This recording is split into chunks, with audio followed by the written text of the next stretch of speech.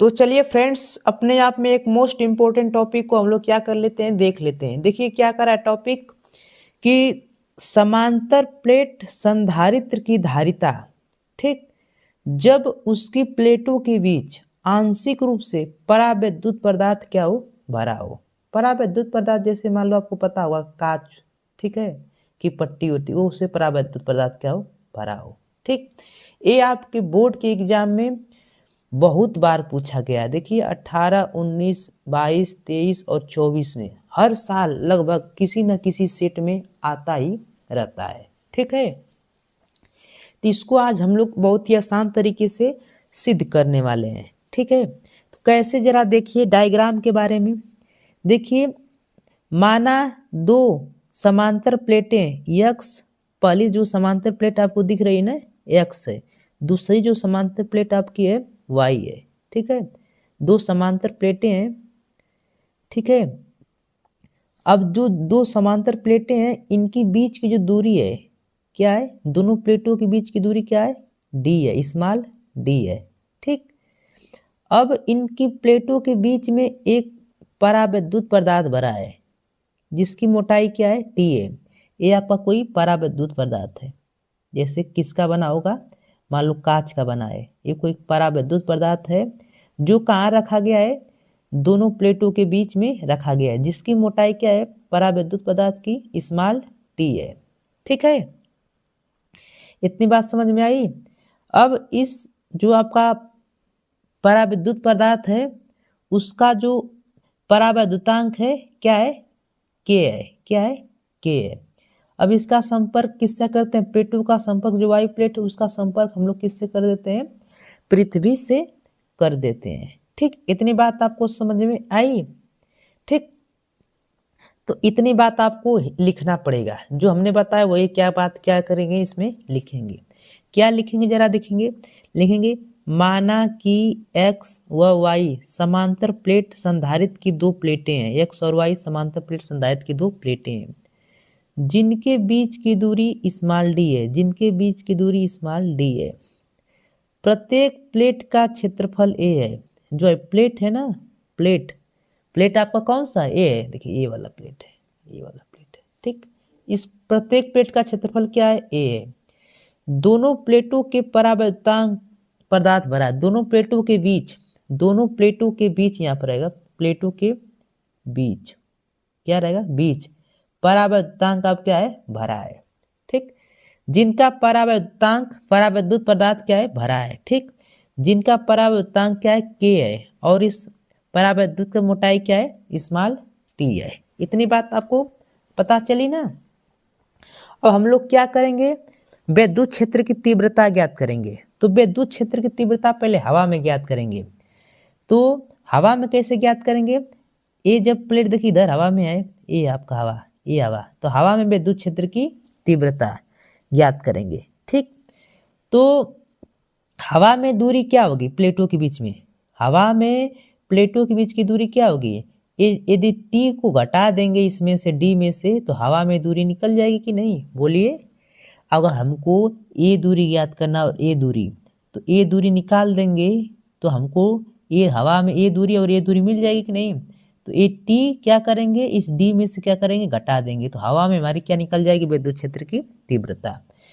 फिर जब इसमें विद्युत क्षेत्र की तीव्रता ज्ञात कर लेंगे, फिर वह प्लेट में विद्युत क्षेत्र की तीव्रता हम लोग क्या करेंगे, ज्ञात कर लेंगे। ठीक, इतनी बात आपको समझ में आना चाहिए। तो ये बातें क्या करते हैं, हम लोग लिख देते हैं यहाँ पर। लिखना चाहते हैं तो लिख सकते हैं, लिख देते हैं यहाँ पर कि प्लेटों के बीच वायु में दूरी, प्लेटों के बीच, प्लेटों के बीच, प्लेटों के बीच वायु में दूरी, वायु में दूरी, वायु में दूरी क्या होगी, प्लेटों के बीच वायु में दूरी क्या होगी, टोटल डी में से क्या करेंगे, टी घटा देंगे, तो दूरी क्या निकलेगी, डी में से क्या करेंगे, टी घटा देंगे। इतनी बात क्लियर। तब विद्युत क्षेत्र की तीव्रता क्या होगी जरा देखो। तब मान लेते विद्युत क्षेत्र की तीव्रता क्या है, ई नॉट है, और ई नॉट बराबर क्या होगा, तब ई नॉट बराबर आपका होगा क्यू अपान एप्सिलॉन 0 ए, क्यू अपान एप्सिलॉन 0 ए। ठीक है, इसको क्या कर लेंगे, समीकरण 1 मान लेंगे। क्या करेंगे, समीकरण 1 मान लेंगे। अब देखो, अब क्या करेंगे, ये तो हवा में विद्युत क्षेत्र की तीव्रता थी जब दूरी d माइनस टी थी। अब दूरी क्या हो, मान लो टी हो, हमारा परावैद्युत की तीव्रता क्या होगी, तब लिखेंगे, क्या लिखेंगे यहाँ पर कि परावैद्युत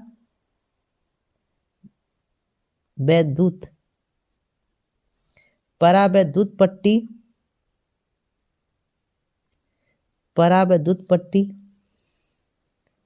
में विद्युत क्षेत्र की तीव्रता,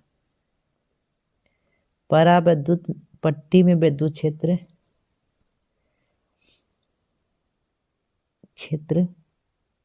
की तीव्रता, परावैद्युत पट्टी में विद्युत क्षेत्र की तीव्रता क्या होगी, जरा देखो। अब देखो, हमने हवा में विद्युत क्षेत्र की तीव्रता ज्ञात कर लिया, परावैद्युत पट्टी में क्या होगी, तो E बराबर क्या होगा, E बराबर आपका जो E बराबर होगा यहाँ पर Q अपान एप्सिलॉन 0 A, लेकिन K का परावैद्युतांक क्या है, K है, तो यहाँ पर K क्या हो जाएगा, आपका जुड़ जाएगा। इतनी बात आपको क्लियर है, यहाँ तक कोई दिक्कत नहीं रहना चाहिए। ठीक, पहले हम लोग हवा में विद्युत क्षेत्र की तीव्रता ज्ञात कर लिए E नॉट, फिर परावैद्युत, इस परावैद्युत का विद्युत क्षेत्र की तीव्रता ज्ञात कर लिए। ठीक, इसको हम समीकरण क्या ले लेते हैं, 2। ठीक, अब देखो, अब प्लेटों के बीच में क्या करेंगे, विद्युत विभव ज्ञात करेंगे। ठीक है, अब यहाँ पर थोड़ा बहुत लिखना चाहते तो लिख सकते हैं कि यदि प्लेटों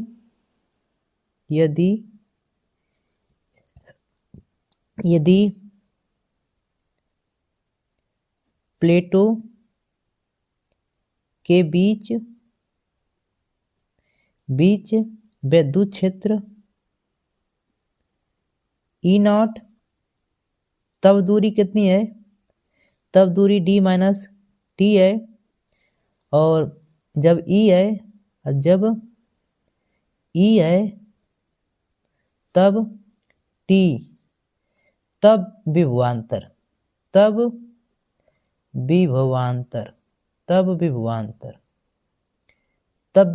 बराबर क्या फार्मूला होगा, जरा देखो। तब विभवांतर भी बराबर जो आपका फार्मूला होगा, क्या होगा, E not into D minus T plus E into T. ठीक, ये आपका फार्मूला हो जाएगा। इतनी बात आप लोग क्या करेंगे, याद रखेंगे। ठीक है, यहाँ तो कोई डाउट, कोई समस्या नहीं रहना चाहिए। जब प्लेटों के बीच की दूरी E नॉट हो, दूरी क्या, और विद्युत क्षेत्र की तीव्रता E नॉट हो, दूरी क्या हो, d माइनस टी, और जब E बराबर T और E बराबर, और जब E विद्युत क्षेत्र की तीव्रता E हो और T हो, मोटाई T हो, तब विभवांतर V बराबर क्या होता है, E नॉट इंटू इन दोनों का गुणनफल, और इन दोनों गुणनफल का क्या होता है, योग होता है, किसके बराबर, V के बराबर। यहाँ तो कोई डाउट नहीं रहना चाहिए, एकदम आसान तरीके से आपको बता रहे हैं। ठीक, समीकरण 1 और समीकरण 2 से E और E नॉट का मान क्या करेंगे, इसमें भर देंगे। चलो भर देते हैं, तो V बराबर क्या आएगा, जरा देखो। जैसे समीकरण 1 और 2 से यहाँ पर मान भरेंगे तो क्या आएगा, E नॉट का मान क्या है, Q upon epsilon 0 A D minus T, plus E का मान क्या है, समीकरण 2 से भर दो, Q upon K epsilon 0 A into T. इतनी बात क्लियर, कोई डाउट नहीं रहना चाहिए। अब क्या करते हैं, दोनों में से क्या करते हैं, epsilon 0 A Q epsilon 0 A क्या, दोनों में देखिए कॉमन है, इसमें और इसमें क्या है, उभयनिष्ठ है, तो हम लोग क्या कर लेते हैं, उभयनिष्ठ ले लेते हैं। तो उभयनिष्ठ लेंगे, V बराबर देखिए उभयनिष्ठ लेते हैं, Q अपान एप्सिलॉन 0 A, उभयनिष्ठ हमने ले लिया, तो क्या बचा अंदर आपका बचा D माइनस टी, है ना, और फिर प्लस T अपान K बचा। यही ना बचा। इतनी बात क्लियर, यहाँ तक कोई डाउट नहीं। हमें हमें क्या ज्ञात करना है? संधारित्र की धारिता C ज्ञात करना है। तो लोग हम चूंकि जानते हैं C बराबर क्या होता है, आप लोग जानते हैं चूंकि क्या होता है। चूंकि यहाँ पर आप लोग बता दें कि C बराबर क्या होता है, Q अपान क्या होता है, V होता है। क्या होता है? Q अपान V होता है। ठीक, तो क्या करेंगे हम लोग C, तो A आपका किसका मान दिया है, V का मान क्या करेंगे यहाँ पर रख देंगे। ठीक, V का मान क्या करेंगे यहाँ पर रख देंगे। तो C इक्वल टू क्या हो जाएगा, V का मान यहाँ पर Q का मान ऊपर ही रह जाएगा, अब V का मान क्या होगा यहाँ पर रख देंगे। क्या है देखिए, V Q का मान रखेंगे Q अपान एप्सिलॉन 0 A, फिर कोष्टक में क्या होगा आपका D minus T plus T plus K, ये आपका हो जाएगा। ठीक, इतनी बात क्लियर। अब देखो जरा, आपको समझ में आया ना। देखो ये V का मान उठाकर हमने यहाँ पर रख दिया। ठीक, और Q यहाँ पर देखो सारा मान। अब देखो Q से Q क्या हो जाएगा, कट जाएगा, है ना। Q से Q क्या हो जाएगा आपका, कट जाएगा। इतनी बात क्लियर।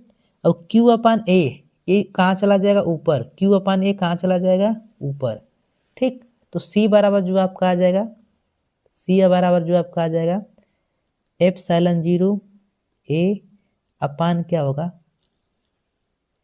D माइनस T, है ना, प्लस T अपान क्या होगा K।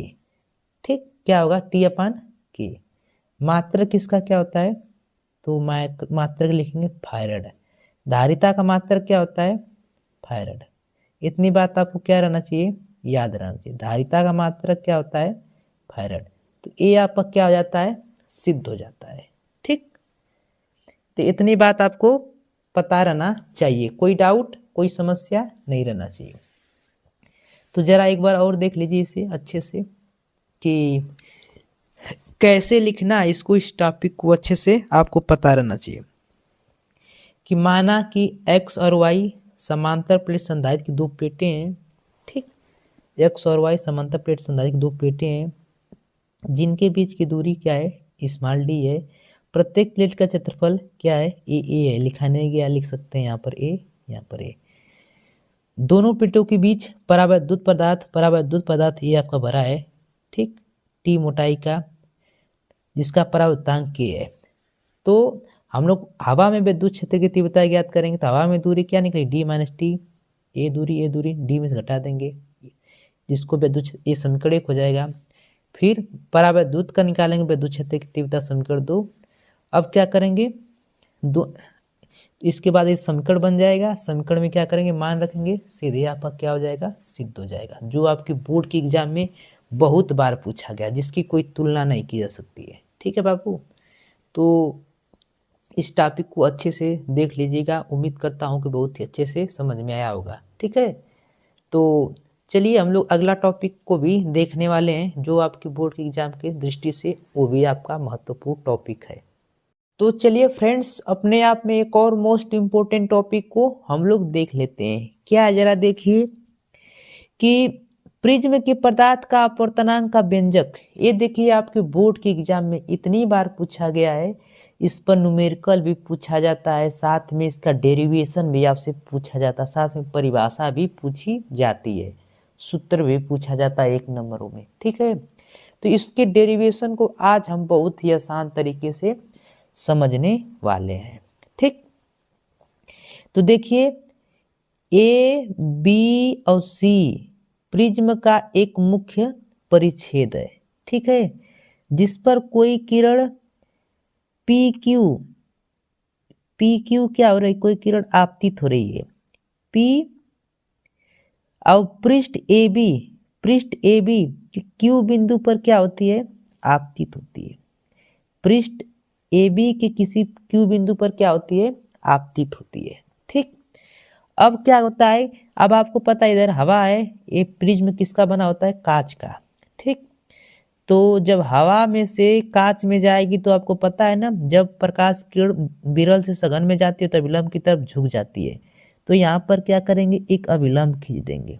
क्या करेंगे, एक अभिलंब ऐसे क्या करेंगे, खींच देते हैं। देखिए एक अभिलंब हमने खींच दिया, ये आपका अभिलंब है। ठीक, तो प्रकाश किरण जब विरल से सघन में जाती है तो अभिलंब की तरफ क्या होती है, झुक जाती है। क्या होती है, अभिलंब की तरफ झुक जाती है, अभिलंब की तरफ झुकती हुई चली जाती है। अब देखो, आपतित किरण और अभिलंब के बीच बना कोण क्या होता है, आपतन कोण, जिससे हम लोग किससे डिनोट करते हैं, आपको पता रहना चाहिए, किससे, आई से। किससे, आई से। ठीक, इतनी बात क्लियर। ये आपकी कौन सी किरण है, अपवर्तित किरण। अपवर्तित किरण और अभिलंब के बीच बने कोण को किससे स्पर्श करते हैं हम लोग, आर से। किससे, आर से। ठीक, इतनी बात क्लियर। अब देखो, ये जब प्रकाश किरण आगे बढ़ती हुई जाती है तो क्या होती है, क्या होती है आपको पता है ना। यदि अगर ये मान लो किरण, यदि ये इसमें विचलन ना होता तो ये किरण क्या होती, सीधी आपकी निकल जाती है ऐसे ना। क्या होती, सीधे ऐसे निकल जाती है ना। अगर विचलन ना होता तो ऐसे सीधे क्या होते आपकी, ये किरण ऐसे निकल जाती, ऐसे जाती। अगर ये विचलन ना होता ऐसे तो सीधे निकल जाती। ठीक, अब देखो, अब ये प्रकाश किरण क्या होती है, अब देखो अब सघन से विरल में निकलेगी तो फिर से अभिलंब की तरफ क्या होती है, झुकती है। तो यहाँ पर फिर से एक अभिलंब क्या करते हैं, डाल देते हैं। फिर से एक अभिलंब क्या करते हैं, यहाँ पर हम लोग डाल देते हैं। ठीक, यहाँ पर अभिलंब डाल दिए तो अब क्या हो गया, किरणें अभिलंब की तरफ, अभिलंब से क्या होती है, दूर उठती है। क्या होती है, अभिलंब से दूर उठती है। ठीक, अभिलंब से दूर उठती है। ठीक, इस स्थिति में यहाँ पर जो कोण आप अपवर्तन कोण बनता है, ये इसको निर्गत किरण बोल देते हैं। तब इसको क्या बोल देते हैं, यस, निर्गत किरण। इस स्थिति में यहाँ पर जो आपका अपवर्तन कोण बनता है उसको किसके बराबर, इसके आई के बराबर, इस यहाँ पर आई डैश मान लेते हैं। ठीक, यहाँ पर ये आपका कौन सा कोण होता है, आपतन कोण, और आपतन कोण किसके बराबर हो जाता है, यहाँ पर इस अपवर्तन कोण के क्या हो जाता है, बराबर, आर डैश। ठीक, अब यदि अब यदि इस किरण को क्या करते, पीछे बढ़ाते तो वास्तव में कैसे जाती, इसको पीछे बढ़ाएंगे ऐसे, अगर पीछे बढ़ाए होते तो ऐसे जाती। ठीक, क्या होती, ऐसे जाती। ठीक, हमने पीछे बढ़ा दिया। इतनी बात क्लियर। यहाँ पर जो काटती है, यहाँ पर एक एंगल बनता है जिसे ई नाम रख देते हैं। ठीक, क्या रख देते हैं, ई। अब देखो एक बात समझो बाबू, इतनी बात आपको समझ में आना चाहिए। इतनी बात लिखेंगे कैसे, जरा देखो क्या लिखेंगे। माना एक प्रिज्म ए बी सी है, ए बी सी एक प्रिज्म है जिसका प्रिज्म कोण ए है। यहाँ पर जो कोण बनता है उसी को हम लोग क्या कहते हैं, प्रिज्म कोण कहते हैं, जिसका प्रिज्म कोण ए है। माना एक आपतित किरण पी क्यू अपवर्तक पृष्ठ ए बी पर आपतित होती है, पी क्यू अपवर्तक पृष्ठ ए बी पर आपतित होती है तथा प्रिज्म से बाहर निकलती हुई अपवर्तित आर इस दिशा में, आर और यस, यहाँ पर आर रहेगा, आर और यस दिशा में क्या होती है, चली जाती है। ठीक है, और इसको, इस किरण को आगे बढ़ाने पर, इसको पीछे बढ़ाना पर यहाँ पर एक कोण बनता है। ठीक है, क्या बनता है, कोण बनता है, जिससे हम लोग किससे स्पर्श करते हैं, डेल्टा से। किससे, डेल्टा से, जिससे क्या कहते हैं, विचलन कोण कहते हैं। इतनी बात आप लोग चित्र बनाकर क्या करेंगे, लिख डालेंगे। कोई डाउट यहाँ तक नहीं रहना चाहिए। अब क्या करते हैं, इस कोण का मान ज्ञात करते हैं, इस कोण का। चलो इस कोण का मान क्या होगा, कौन बताएगा, और इस कोण का। अब देखो इतनी बात आपको पता रहना चाहिए कि ए कोण और ये पूरा कोण आपस में क्या रहना चाहिए, बराबर। ए कोण इतना और ये पूरा कोण आपस में बराबर। तो इतना इतना तो पता है हमको, लेकिन इतना नहीं पता है, नहीं ना पता है। तो इस टोटल में से क्या करेंगे, इतना कोण घटा देंगे तो ये कोण आपका क्या हो जाएगा, निकल कर आ जाएगा। तो क्या यहाँ पर निकल कर आएगा, आई माइनस आर। ये कोण किसके बराबर होगा, आई माइनस आर के। इतनी बात क्लियर। देखिए ए कोण और ए कोण आपस में बराबर नहीं, क्योंकि विचलन हो गया। वास्तव में जब ऐसे होता तभी आपस में कोण बराबर होते हैं, लेकिन एक कोण पता है, एक कोण जब पता है, एक कोण पता है तो इसमें से इसको घटा देंगे तो एक कोण आ जाएगा। यही काम इसमें करेंगे, इसमें से इसमें घटा देंगे तो क्या आ जाएगा, तो क्या घटाएंगे, बड़े में से आई डैश में से आर डैश घटा देंगे, आपका एक कोण आ जाएगा। इतनी बात आपको स्वच्छ दिखना चाहिए, साफ। ठीक, तो यहाँ पर विचलन कोण। अब यहाँ पर एक आपको पता रहना चाहिए कि त्रिभुज का जो बहिष्कोण होता है, बहिष्कोण आप लोग जानते हैं ना, बहिष्कोण यदि ना जानते हैं तो आपको पता रहना चाहिए। यहाँ पर एक रेखा बना देते हैं बहिष्कोण के बारे में। ये आपका मान लो कोई त्रिभुज है, त्रिभुज है। यदि ये कोण आपको पता है ना, ये आपका अगर 70 डिग्री है तो एक कोण किसके बराबर होगा, इस कोण और इस कोण के योग के क्या होगा, बराबर होगा। ये जो कोण अगर 70 डिग्री है तो दोनों अंतः कोणों के योग के बराबर बहिष्कोण होता है। ठीक, तो यदि ये आपका कोण, ए कोण किसके बराबर हो जाएगा, किसके बराबर होगा, विचलन कोण के बराबर। ये आपका विचलन कोण होता है। विचलन कोण की परिभाषा आपको पता रहना चाहिए। ठीक, तो एक कोण और एक इस कोण का योग किसके बराबर हो जाएगा, विचलन कोण के बराबर हो जाएगा। तो वही बात यहाँ पर क्या करेंगे, हम लोग लिखेंगे, क्या लिखेंगे, विचलन कोण कितना होगा, विचलन कोण।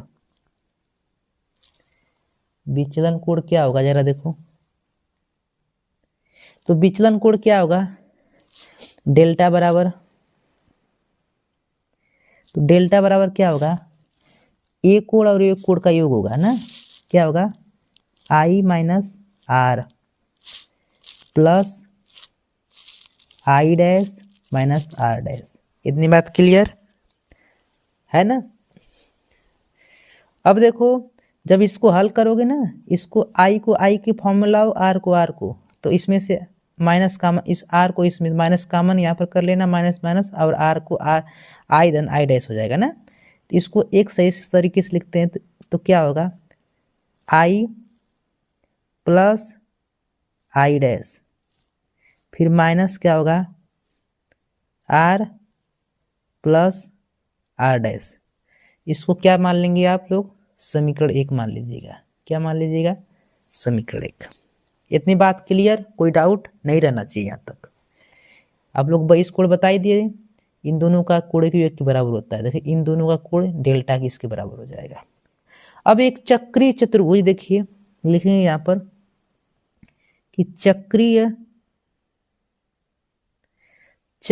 चतुर्भुज ए क्यू ई आर ए में, चक्रीय चतुर्भुज ए क्यू आर ए में, ए क्यू आर और क्या है, आर ए में, ए क्यू ई आर ए में। ठीक है, तो ये चक्रीय चतुर्भुज ए क्यू आर ए बन रहा है ना। अब देखो इसमें क्या होगा, इस आमने सामने का कोण का योग क्या होता है, 180 डिग्री के बराबर होता है। ए आमने सामने कोण 180, ए आमने सामने का कोण 180, तो इसका क्या होगा, 180 डिग्री के बराबर होगा। तो लिखना चाहते हैं तो यहाँ लिख सकते हैं, क्या लिखेंगे कि ए धन ई इजिकल टू 180 डिग्री। समीकरण क्या हो जाएगा, 2। चक्रीय चतुर्भुज में आमने और सामने के कोण क्या होते हैं, आपस में बराबर होते हैं। तो बराबर हो गए, चित्र आपको समझ में आना चाहिए। अब त्रिभुज क्यू ई आर में देखते हैं। त्रिभुज आपको क्यू ई आर, वो क्यू ई आर में, ठीक, तो क्यू ई आर में आपको पता है ना कि एक त्रिभुज में तीनों कोणों का योग क्या होता है, 180 डिग्री के बराबर होता है। तो क्या होगा, आर धन आर डैश धन क्यू बराबर क्या होगा, 180 डिग्री होगा। तो त्रिभुज क्या लिखेंगे यहाँ पर, क्या लिखेंगे जरा देखो, लिखेंगे यहाँ पर कि त्रिभुज क्यू ई आर में, क्यू ई आर में क्या होगा त्रिभुज, तो जरा देखो क्या होगा, आपको पता है ना, आर धन आर डैश धन ई बराबर क्या होता है, 180 डिग्री के बराबर होता है। इतनी बात समझ में आया होगा कि नहीं। आप लोग पता ना कि एक त्रिभुज के सभी कोणों का योग क्या होता है, 180 डिग्री होता है। इतनी बात क्लियर। अब देखो क्या करते हैं हम, देखो समीकरण समीकरण जो आपका है समीकरण 2 से इसमें क्या करते हैं, समीकरण यहाँ पर क्या इसमें मान रख देते हैं। समीकरण 2 से जब मान रखेंगे तो क्या होगा, लिखेंगे यहाँ पर समीकरण 2 से, समीकरण 2 से, जैसे समीकरण 2 से मान रखो क्या होगा आपका, आर धन आर डैश प्लस ई का मान कितना है, ई का मान आपको पता है ना, तो यहाँ पर क्या रखेंगे ई, और 180 के बराबर क्या लिख सकते हैं आप लोग, 180 के बराबर आप लोग लिख सकते हैं ए धन ई। इतनी बात की थी, ई से ई क्या हो जाएगा, कट जाएगा, तो क्या आएगा आपका आर धन आर डैश इजकल टू क्या होगा ए। इसको हम लोग समीकरण क्या मान लेंगे, इसको समीकरण 3 मानिएगा, क्या मानेंगे, समीकरण 3, आर धन आर डैश बराबर क्या होगा ए के। अब देखो इतनी बात क्लियर हो गई, तो एक बात और सुनो बाबू, यहाँ तक कोई डाउट नहीं रहना चाहिए, कोई डाउट नहीं होगा, ठीक है। अब क्या लिखेंगे कि अल्पतम विचलन की स्थिति में, लिखेंगे क्या कि अल्पतम विचलन की स्थिति में, अल्पतम विचलन की स्थिति में, अल्पतम विचलन की स्थिति में क्या होगा जरा देखो, तो अल्पतम विचलन की स्थिति में क्या होगा, एक बात आपको पता रहना चाहिए, अल्पतम विचलन की स्थिति में डेल्टा बराबर क्या मान लेंगे, डेल्टा एम, और आई डैश बराबर मान लेंगे आई के, और आर डैश बराबर मान लेंगे आर के। इतनी बात में कोई डाउट नहीं रहना चाहिए, ठीक। अब देखो समीकरण 3 से क्या करेंगे, समीकरण 3 से लिखेंगे क्या कि समीकरण 3 से, समीकरण 3 आपको कहाँ दिख रहा है, यहाँ पर ना। जब समीकरण 3 से हल करेंगे तो क्या आएगा जरा देखो, तो समीकरण जब 3 से हल करते हैं तो आर धन आर डैश, ये आपका समीकरण 3 है।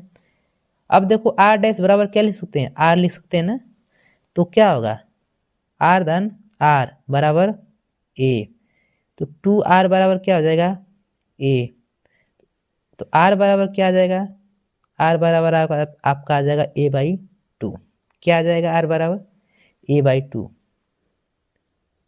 ठीक, कोई डाउट नहीं रहना चाहिए।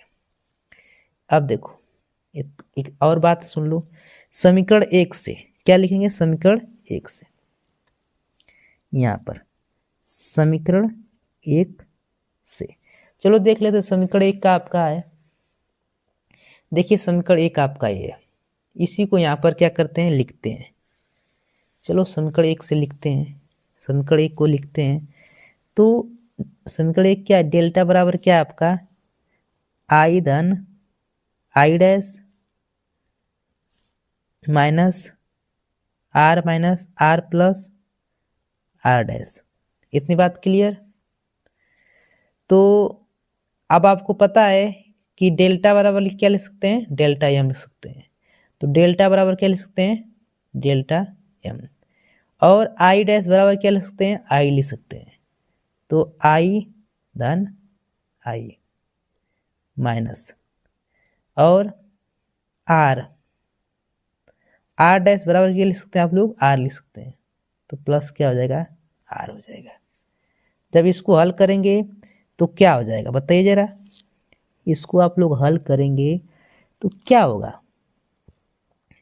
तो यहाँ से क्या करेंगे डेल्टा एम। अब आप सुनो बाबू, एक बात आप सुनो यहाँ से कि आई धन आई डैश इसी तरह रहने दो। अब देखो आर धन आर बराबर क्या है, देखो आर धन आर बराबर क्या लिख सकते हैं, ए लिख सकते हैं, तो क्या यहाँ पर ए लिखा जा सकता है, आर धन आर बराबर क्या ए लिख सकते हैं, तो यहाँ पर क्या हो जाएगा, इसको जोड़ दीजिए 2i हो जाएगा, यहाँ पर क्या लिखेंगे माइनस ए हो जाएगा, ठीक, माइनस ए हो जाएगा ना, तो ए आपका एक और सूत्र निकल जाता है, एक और क्या निकल आता है, सूत्र निकल आता है, कोई डाउट नहीं रहना चाहिए। अब एक और बात सुनिए, यहाँ से अब आई का मान यहाँ से निकालो, क्या निकलेगा आई का मान। तो चलो ए को इधर भेज देते हैं, आई का मान निकालना यहाँ से ना। तो ए इधर चला आया है, तो 2i बराबर क्या निकला डेल्टा एम अब प्लस ए। ठीक, इतनी बात क्लियर। तो आई बराबर यहाँ से क्या आ जाएगा, आई बराबर आपका आ जाएगा डेल्टा एम प्लस ए। अब बाई क्या हो जाएगा आपका 2 हो जाएगा, बाई क्या हो जाएगा 2। यहाँ तक कोई दिक्कत, कोई समस्या, कोई परेशानी नहीं रहना चाहिए, कोई दिक्कत समस्या परेशानी नहीं रहना चाहिए। ठीक, अब देखो इसके आगे क्या करते हैं, हल करते हैं। अब क्या लिखेंगे स्नेल के नियम से, क्या लिखेंगे आगे स्नेल के नियम से। तो स्नेल के नियम से क्या होगा, स्नेल के नियम से, स्नेल के नियम से क्या होगा आपको पता रहना चाहिए, एन बराबर क्या होगा साइन आई बटा के साइन आर, साइन आई बटा के साइन आर। इतनी बात दिक्कत नहीं रहना चाहिए। अब हल करेंगे तो एन बराबर क्या होगा साइन, साइन तो साइन ही रहेगा, और आई का मान का यहाँ से भर देंगे, आई का मान क्या है डेल एम प्लस ए अपान 2। ठीक, कोई डाउट। और साइन आर, आर का मान यहाँ से भर देंगे, तो क्या है आर का मान, आर का मान जरा देखो a/2 है। ठीक, तो ए आपका क्या जाता है एक बेसिक और बहुत ही महत्वपूर्ण डेरिवेशन क्या होता है यहाँ से आपका सिद्ध हो जाता है। बहुत ही आसान और बहुत ही सिंपल है। ठीक है, इसको क्या करेंगे अच्छे से आप लोग देख लेंगे, कोई समस्या नहीं रहनी चाहिए। चलिए एक बार और आप लोग देख लीजिए इसको। ठीक, तो बाबू देखिए इसमें कैसे आप लोग हल करेंगे। ठीक है, कोई डाउट और कोई समस्या हो तो अच्छे से क्या करेंगे देख लेंगे, लिखेंगे कैसे वो बातें आप लोग सुन लीजिए जरा एक बार और। लिखेंगे कि माना एक प्रिज्म ABC है जिसका प्रिज्म कोण A, माना एक प्रिज्म एक आपतित किरण PQ, P और Q पृष्ठ AB पर आपतित होती है, जो प्रिज्म से बाहर निकलती हुई, जो प्रिज्म से बाहर निकलती हुई अपवर्तित किरण RS, अपवर्तित किरण RS है, माना कि विचलन कोण डेल्टा है, तब विचलन कोण, तब विचलन कोण आपका ये होगा। ठीक, ये कैसे निकला है आपको यहाँ से बताएं। विचलन कोण क्या होता है, परिभाषा आपको पता रहना चाहिए कि जब आपतित किरण को आगे बढ़ाते हैं और अपवर्तित किरण को पीछे, तो जहाँ पर किरणें आपस में काटते हैं तो जो कोण बनता है उसी को हम लोग क्या कहते हैं विचलन कोण कहते हैं।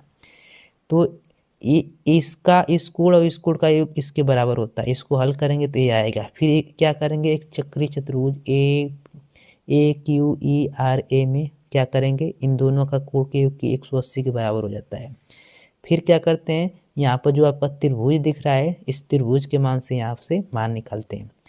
अब देखो अल्पतम विचलन की स्थिति में डेल्टा एम के बराबर आई डैश, आई इसके बराबर हो जाता है और ये आई इसके बराबर हो जाता है, और आर डैश बराबर आर लिख देंगे तो 2r, आर बराबर a/2 आ जाएगा, और डेल्टा एम बराबर 2i माइनस ए आ जाएगा। ये फार्मूला आपको है।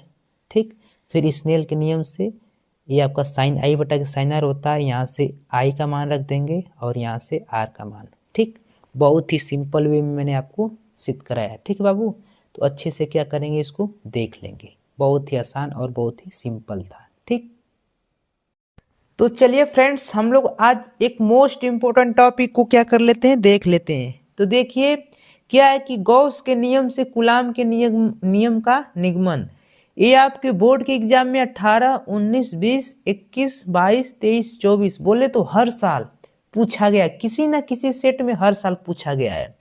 तो देखिए फ्रेंड्स मैं इसको बहुत ही आसान भाषा में इसको क्या करते हैं आपको समझा देते हैं। ठीक है, तो देखिए आप लोगों को पता है कि जो गॉस की नियम होती है वो सिर्फ बंद पृष्ठों के लिए क्या होता है, लागू होता है।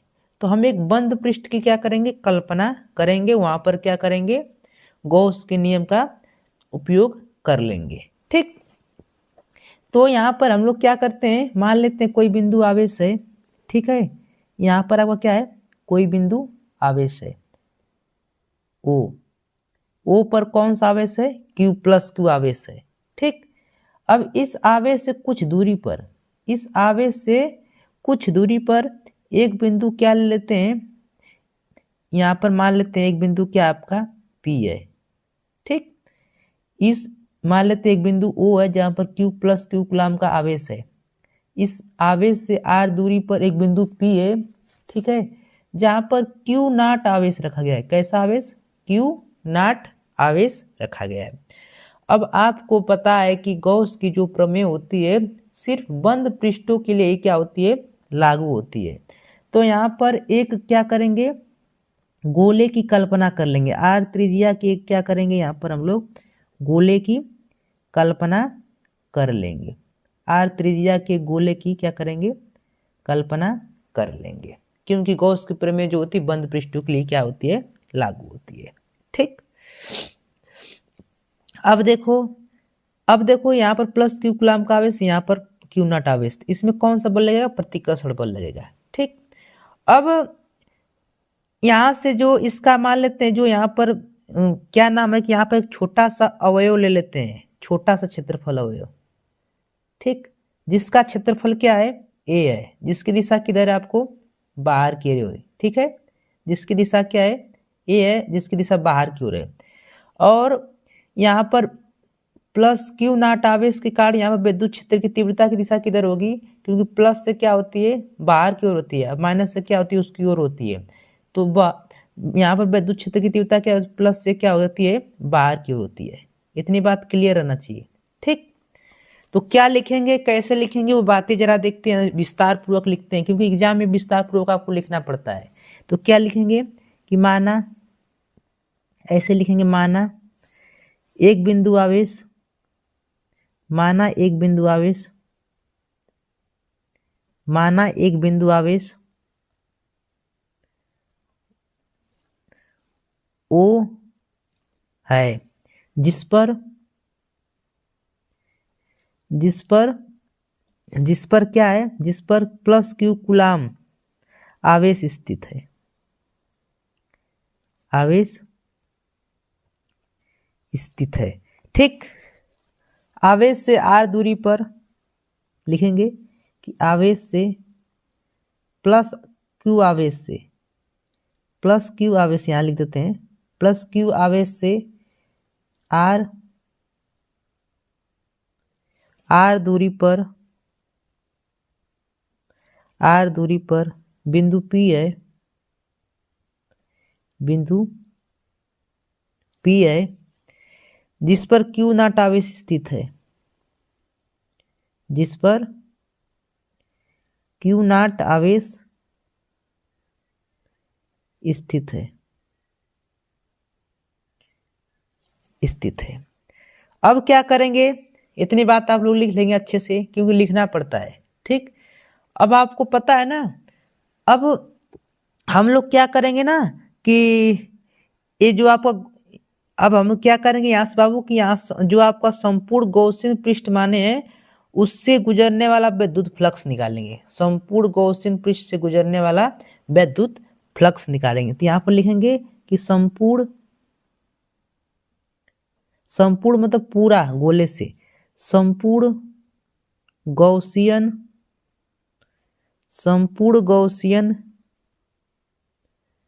पृष्ठ से होकर गुजरने वाला विद्युत फ्लक्स, गुजरने वाला विद्युत flux phi E equal to क्या होगा, E इंटू ए क्या होता है, कास थीटा। ठीक, क्या होता है फार्मूला, E इंटू ए कास थीटा। ऐसे आप लोग हिंदी में क्या करेंगे, लिख देंगे। ठीक, अब देखो अब देखो बाबू क्या होता है यहाँ पर, जरा सुनिए। जहां ए बराबर, क्योंकि ए बराबर क्या होगा आपको पता रहना चाहिए। ए बराबर क्या होगा, गोले का, ए आपका क्या है, गोले का क्या है, पृष्ठ है, तो क्या होता है वक्र पृष्ठ, 4 पाई r², यही ना होता है। ठीक, तो हम लोग क्या करेंगे, अब देखो कास थीटा, थीटा की वैल्यू क्या होगी, तो देखो e इंटू ए, अब थीटा देखो, ए भी आपका इधर है, ई भी ई है, मतलब एक दूसरे के समांतर है, तो थीटा का मान क्या हो जाएगा, 0। और कास थीटा का मान, कास 0 का मान क्या होता है, 0। तो फाई ई बराबर क्या आ जाएगा आपका निकल कर, फाई ई बराबर आ जाएगा ई इंटू, क्या आ जाएगा, ई इंटू ए। ठीक, इतनी बात क्लियर, इतनी बात क्लियर। अब देखो, अब ए बराबर क्या लिख सकते हैं, 4 पाई² तो फाई ई बराबर क्या आ जाएगा, ई इंटू 4 पाई r²। इतनी बात क्लियर। अब लिखेंगे गॉस, तब गॉस की प्रमेय से, क्या लिखेंगे, तब गॉस की प्रमेय से, तब गॉस की प्रमेय से, तब गॉस की प्रमेय से क्या होता है जरा देखो। फाई ई बराबर, आप लोग जानते होंगे फार्मूला, कि जो फाई ई बराबर क्या होता है, Q/ε0। तो जहाँ फाई ई वहां पर क्या लिख सकते हैं, Q/ε0, इसके बराबर है ना। तो फाई ई बराबर क्या लिख सकते हैं, Q/ε0 लिख सकते हैं ना। फाई ई बराबर क्या लिख सकते हैं, Q/ε0। वही बात क्या करेंगे, यहाँ पर लिखेंगे। तो फाई ई बराबर क्या हो जाएगा, Q/ε0, इसके तो इसी तरह पड़ा रहेगा, ई इंटू 4 पाई r²। ठीक, तो हल जब करेंगे तो क्या होगा देखो, तो ई का जब मान यहाँ से निकालेंगे, ई को यहीं पे छोड़ दो, 4 पाई ε0 को इधर ला दो, तो क्या हो जाएगा, ई बराबर जो आपको निकल कर आएगा, वो क्या निकल कर आएगा, 1/4 पाई ε0 Q/, क्या निकल कर आएगा, r²। इस समीकरण क्या मान लो, 1 मान लो। जब यहाँ से ई का मान निकालोगे तो ए निकल कर आएगा। ठीक, अब देखो एक बात इंपॉर्टेंट बात यहाँ पर क्या है, कि यहाँ जो आवेश है, दोनों आवेश, इनके बीच कौन सा बल लगेगा, A B plus Q coulomb का आवेश है, ए बी आपका प्लस क्यू कूलाम का आवेश है, तो इन आवेशों के बीच कौन सा बल लगेगा, आपको पता है कि कूलाम का नियम लग जाएगा। तो कूलाम के नियम से क्या होगा, यहाँ पर लिखना चाहते हैं थोड़ा बहुत हिंदी लिख देते हैं, जिससे एग्जामिनर अच्छे से खुश होकर आपको नंबर देता है। ठीक है, तो बाबू देखिए, तो ई बराबर क्या मान लेंगे, आपका दिया 1/4 Q/r, इसको समीकरण क्या करेंगे, 1 मान लेंगे। अब देखिए इसके आगे क्या करेंगे, क्या लिखेंगे जरा देखो, लिखेंगे कि Q0 आवेश पर कार्य करने वाला बल,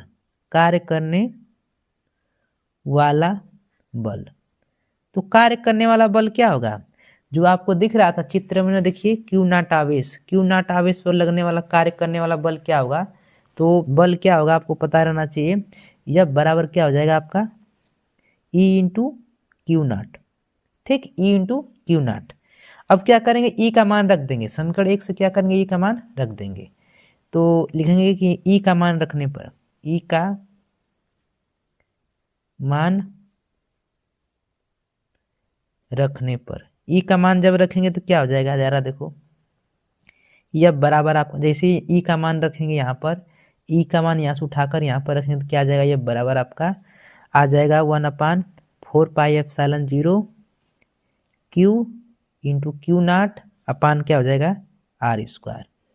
यही हमारा क्या हो जाएगा, फाइनल सिद्ध हो जाएगा। ठीक, यही आपका कूलाम का नियम है। क्या है, यही आपका क्या है, कूलाम का नियम है। यही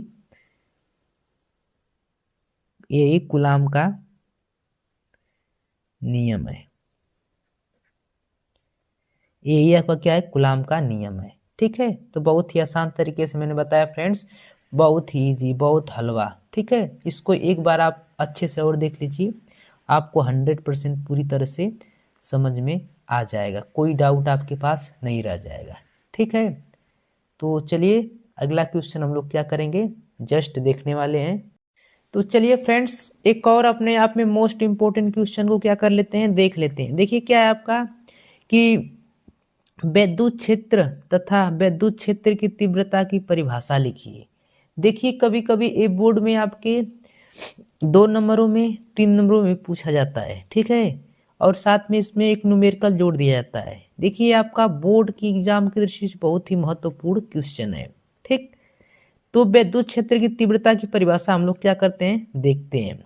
ठीक, कि किसी आवेश के चारों ओर का वह क्षेत्र, मतलब किसी कोई आवेश है उसके चारों ओर का वह क्षेत्र जिसमें किसी दूसरे आवेश को रखने पर वह आकर्षण या प्रतिकर्षण का अनुभव करता है, उस क्षेत्र को विद्युत क्षेत्र कहते हैं। जैसे आप लोग देख लीजिए, ये मान लीजिए कोई क्यू कूलाम का आवेश है, क्या है, क्यू कूलाम का कोई आवेश है। ठीक है, अब देखो ये इसका एक क्षेत्र होगा, ये क्यू कूलाम का आवेश है तो इसका क्या है, पूरा क्षेत्र है, इसकी क्या है, एरिया है। ठीक, इसकी क्या है, एरिया है। इतनी बात समझ में आया। प्लस क्यू कूलाम का कोई आवेश रखा गया है तो इसकी मान लेते इतनी एरिया है। अब क्या होगा कि इस एरिया में कोई अन्य आवेश लाएंगे, इस एरिया में यदि कोई अन्य आवेश लाएंगे तो ये जो आवेश होगा या तो प्रतिकर्षण बल का अनुभव करेगा या तो आकर्षण बल का अनुभव करेगा। इसकी एरिया के अंदर यदि कोई हम लोग आवेश लाते हैं, मान लो क्यू नॉट आवेश, तो ये आवेश जो होता है प्लस क्यू आवेश या तो प्रतिकर्षण बल का अनुभव करेगा या तो आकर्षण बल का क्या करेगा, अनुभव करेगा। ठीक, इतनी बात आपको समझ में आई। तो परिभाषा एक बार और क्लियर सुन लीजिए जरा, परिभाषा एकदम क्लियर रहनी चाहिए। क्या होती परिभाषा, कि किसी आवेश के चारों ओर का वह क्षेत्र जिसमें किसी दूसरे आवेश को रखने पर वह आकर्षण या प्रतिकर्षण का अनुभव करता है, उस क्षेत्र को विद्युत क्षेत्र कहते हैं। इतनी बात समझ में आई, एकदम क्लियर रहना चाहिए। ठीक, तो फ्रेंड्स एकदम आसान तरीके से मैंने बताया इसको। चलिए अगला जो हेडिंग है उसको देख लेते हैं। अगला हेडिंग क्या है कि विद्युत क्षेत्र की तीव्रता, विद्युत क्षेत्र की तीव्रता। तो इसको हम लोग क्या करते हैं, देखते हैं कि विद्युत क्षेत्र की तीव्रता क्या होती है। एकांक धन आवेश को विद्युत क्षेत्र में रखने पर, मान लो एकांक धन आवेश है, उसको क्या करते हैं, विद्युत क्षेत्र में रखने पर उस पर लगने वाले बल की तीव्रता को विद्युत क्षेत्र की तीव्रता कहते हैं। उस पर लगने वाले बल की तीव्रता को विद्युत क्षेत्र की तीव्रता कहते हैं। अब जरा देखो, विद्युत क्षेत्र की तीव्रता को हम लोग ई से डिनोट करते हैं। किससे, ई से। ई बराबर क्या होता है, आपको पता रहना चाहिए विद्युत क्षेत्र की तीव्रता को ई से। ई बराबर क्या होता है, एफ बाई क्यू होता है। ठीक, क्या होता है, एफ बाई क्यू। ये आपको फार्मूला रहना चाहिए। विद्युत क्षेत्र की तीव्रता बल और आवेश का जो अनुपात होता है उसी को हम लोग क्या कहते हैं, विद्युत क्षेत्र की तीव्रता। अब इसका जब मात्रक की बात आती है तो मात्रक क्या लिखेंगे, बल का मात्रक क्या होता है, न्यूटन होता है। क्या होता है, न्यूटन। और आवेश का मात्रक क्या होता है, कूलाम होता है। आवेश का मात्रक आपको पता रहना चाहिए, कूलाम होता है। ठीक, यदि बीमा की बात कर दी जाती, कभी कभी बीमा आपसे पूछ जाती है कि विद्युत क्षेत्र की तीव्रता की बीमा क्या होती है, तो बीमा कैसे ज्ञात करेंगे, तो इसकी बीमा ज्ञात करने के लिए लिखेंगे बीमा। क्या, बीमा। ये तो मात्रक है, ये क्या आपका मात्रक निकला, क्या आपका मात्रक। यदि बीमा की बात की जाए तो बीमा क्या होता है, बल की जो बीमा होती है एम एल टी पे माइनस क्या होता है 2। ये किसकी बीमा है, बल की। और आवेश की जो बीमा होती है वो क्या होती है, ए और टी होती है। क्या होती है, ए और टी। ठीक, जब इसको आप लोग हल करेंगे तो क्या निकलेगा, हल करो, एम एल टी ऊपर जाएगा, टी पे माइनस क्या हो जाएगा 3, ए ऊपर जाएगा तो A inverse, M L T A inverse. A आपकी क्या निकल कर आ जाएगी, बीमा। ठीक है, क्या निकल कर आएगी, बीमा। ठीक, तो आप लोग से यदि परिभाषा पूछ दी जाएगी और ऐसे, तो आप लोग क्या करेंगे, बहुत ही आसान तरीके से हल कर देंगे। ठीक, परिभाषा एक बार देख लीजिए और कि किसी आवेश के चारों ओर का वह क्षेत्र, कोई आवेश इसके चारों ओर का वह क्षेत्र जिसमें किसी दूसरे आवेश को रखने पर, वह आकर्षण या प्रतिकर्षण बल का अनुभव करता है, उसे विद्युत क्षेत्र कहते हैं। ये आपका विद्युत क्षेत्र। ठीक, विद्युत क्षेत्र की तीव्रता की बात देख लेते हैं कि विद्युत क्षेत्र की तीव्रता क्या होती है। एकांक धनावेश को विद्युत क्षेत्र में रखने पर लगने वाले बल को विद्युत क्षेत्र की तीव्रता कहते हैं, या ई से इसको डिनोट करते हैं। ई बराबर एफ बाई क्यू होता है। एफ क्या है, बल है, क्यू क्या है, आपका आवेश है, ई क्या है, विद्युत क्षेत्र की तीव्रता। मात्रक की बात करें तो बल का मात्रक न्यूटन, आवेश का मात्रक कूलाम, न्यूटन प्रति कूलाम। और बीमा की जब बात करते हैं तो बीमा क्या होती है, बीमा जरा देख लीजिए। बल की जो बीमा होती है, याद रखना चाहिए, MLT/2 होती है, और आवेश की बीमा क्या होती है, AT होती है। तो हल करेंगे तो बीमा क्या आ जाएगी आपकी, MLT/3 A इनवर्स, ये आपकी बीमा आ जाती है। ठीक है बाबू। तो जो अपने आप में क्या होता है, बहुत ही मोस्ट इंपॉर्टेंट टॉपिक होता है, जो 3 नंबरों में आपके बोर्ड के एग्जाम में पूछा गया टॉपिक है। ठीक है, तो इसको अच्छे से आप लोग देख लीजिएगा। तो चलिए फ्रेंड्स, अपने आप में एक और मोस्ट इम्पोर्टेंट टॉपिक को देख लेते हैं, जो आपके बोर्ड के एग्जाम में हर साल पूछा जाता है कि किसी पतले लेंस के लिए अपवर्तन का सूत्र, लेंस मेकर सूत्र। ये आपके बोर्ड में बहुत बार पूछा जा चुका है। ठीक है, इसको कैसे हल करेंगे, इसको जरा देखो। ठीक, तो इसके लिए हम लोग क्या करते हैं कि माना कोई लेंस यल ऐसे माध्यम में रखा है जिनकी दोनों ओर माध्यम समान है। ये आपका कोई लेंस है, दिख रहा है ना लेंस, इसलिए हल पहले से कर देंगे, आप लोग का समय का थोड़ा सा बचत होगा। ये आपका कोई लेंस है जिसको यल से फंस किए हैं, जिसके दोनों ओर माध्यम क्या है, एक ओर समान है, इधर भी n है n1, इधर भी n1 है। ठीक, इतनी बात क्लियर।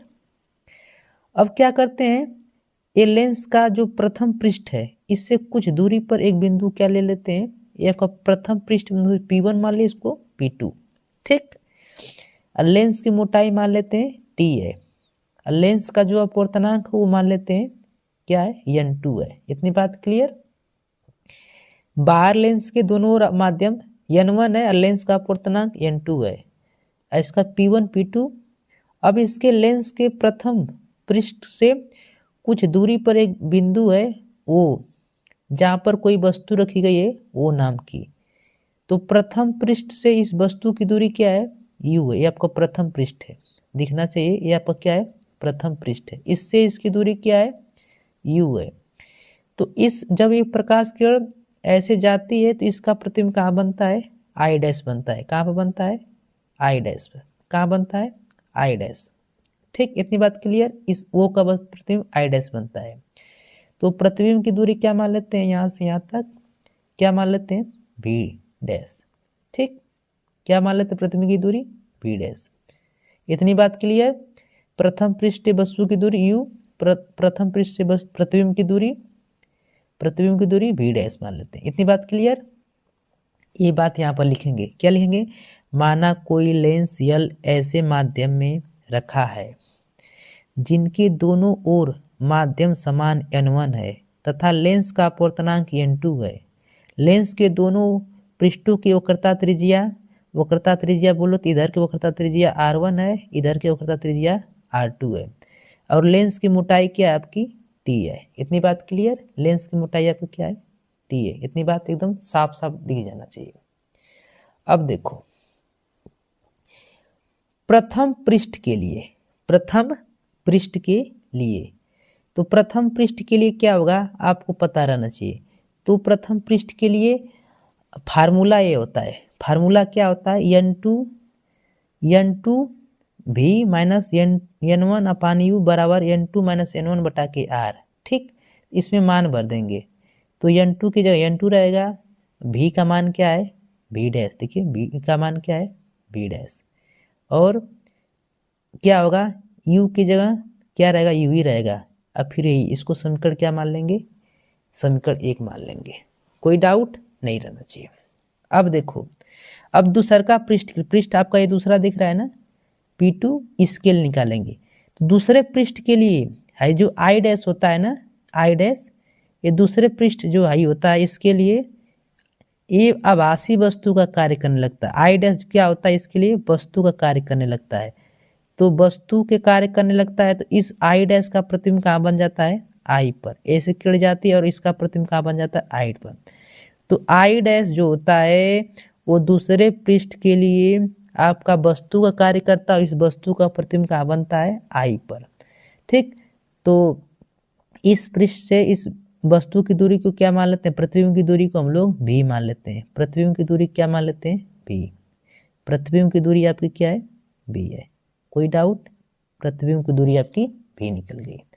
अब देखो, अब प्रतिबिंब की दूरी, वस्तु की दूरी क्या होगी, वस्तु की दूरी इतनी दूरी में से घटाना पड़ेगा ना, वस्तु की दूरी यहाँ से लेना है द्वितीय पृष्ठ से, तो क्या होगी, ये आपको टोटल दूरी पता है भी डैश है, तो भी डैश में से क्या करेंगे, टी मोटाई घटा देंगे तो आपकी यहाँ से दूरी निकल जाएगी। तो भी डैश माइनस टी क्या कर देंगे, ये आपकी यहाँ से दूरी निकल जाएगी, यहाँ से इसकी दूरी निकल जाएगी, यहाँ से इसकी दूरी, हमको यहाँ से इसकी दूरी लेना है। तो ये दूरी टोटल पता है कि टोटल कितना है, भी डैश है, तो भी डैश में टी घटा देंगे टी, तो हमारी ये दूरी निकल जाएगी। तो ये आपकी किसकी दूरी है, ये आप जो दूरी निकली है ये वस्तु की दूरी है। किसकी दूरी है, वस्तु की दूरी है, कौन से पृष्ठ के लिए, दूसरा पृष्ठ के लिए। अब प्रतिबिंब की दूरी क्या है, ए है दूसरा पृष्ठ के लिए, किसकी है, प्रतिबिंब की दूरी है, प्रतिबिंब की दूरी है, कौन से पृष्ठ के लिए, दूसरा पृष्ठ के लिए। ठीक, तो यही बात यहाँ पर लिखेंगे कि द्वितीय पृष्ठ के लिए। अब आई डैश, अब आई डैश एक आभासी वस्तु की तरह कार्य करता है, इसका प्रतिबिंब आई पर बनता है। तब देखो n1 माइनस n2, फिर भी, और भी की जगह भी रहेगा और यू की जगह क्या हो जाएगा, भी माइनस टी, और आपका यही रहेगा यहाँ पर R1 की जगह क्या हो जाएगा, R2 हो जाएगा। ठीक, इतनी बात क्लियर, कोई दिक्कत नहीं रहना चाहिए। ठीक, इतनी बात क्लियर रहना चाहिए। अब सुनो, जब लेंस बहुत पतला हो, ठीक, यदि लेंस, ये आपका लेंस क्या हो, बहुत पतला हो, तो टी को क्या मान सकते हैं, नगण्य मान सकते हैं। तो टी बराबर क्या हो जाएगा, 0 हो जाएगा। जब लेंस बहुत पतला होगा टी बराबर क्या हो जाएगा, 0 हो जाएगा। तो बचेगा क्या, सिर्फ भी बचेगा। तो क्या हो जाएगा, ये समीकरण आपका क्या हो जाएगा, n1 भी माइनस n2 v1 और v dash n1 minus n2 बटा के R2। ठीक, मतलब ये 0 हो जाएगा जब नग्न मान लेंगे। अब क्या करेंगे, समीकरण आपका 1 है, ये आपका समीकरण 2 है, समीकरण 1 और 2 को क्या कर देंगे, जोड़ देंगे। इसका बायां पक्ष बाएं में और दायां पक्ष दायां में। ठीक, समीकरण 1 और 2 को क्या करेंगे, आप लोग जोड़िए। चलो समीकरण 1 और 2 को जोड़ देते हैं, बायां पक्ष बाएं में, दायां पक्ष दाएं में। देखो जब जोड़ेंगे बायां पक्ष बाएं में तो ये आपका क्या हो जाएगा, इससे कट जाएगा, इधर आपका ये बचेगा। तो इधर क्या बचा आपका, इधर बचा क्या, जरा देख लेते हैं, इसको सही तरीके से लिख लेते हैं। बचा है आपका ये, जोड़ने के बाद इसका n1 भी माइनस n1 u बराबर n2, ये आपका बच गया।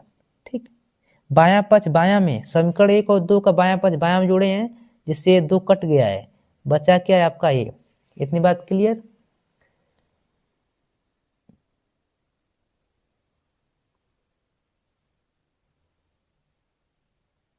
तो देखो बाबू, यहाँ तक आप लोग क्या करेंगे, हल करेंगे। यहाँ तक हुआ ना, कोई दिक्कत नहीं रहनी चाहिए। अब चलिए आइए आगे।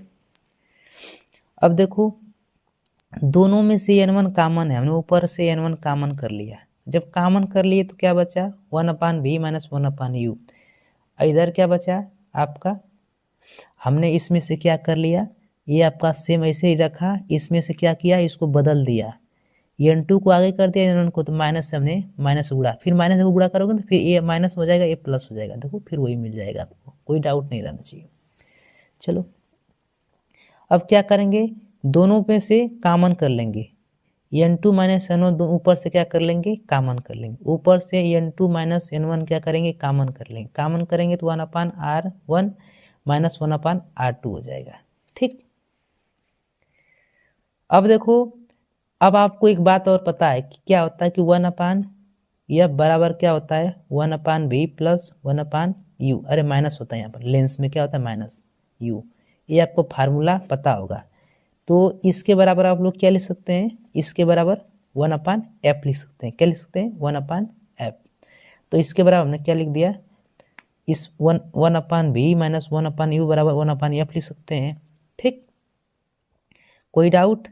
और जो n1 था, n1 को हमने क्या किया, इसके नीचे भेज दिया। तो ये क्या हो गया, n2 बटा के n1, n1 बटा के n2 आपका क्या हो गया, कट गया। देखो ये आपका कट गया, बचा क्या 1/f, n2 minus n1 minus 1 r1 minus ये आपका बच गया।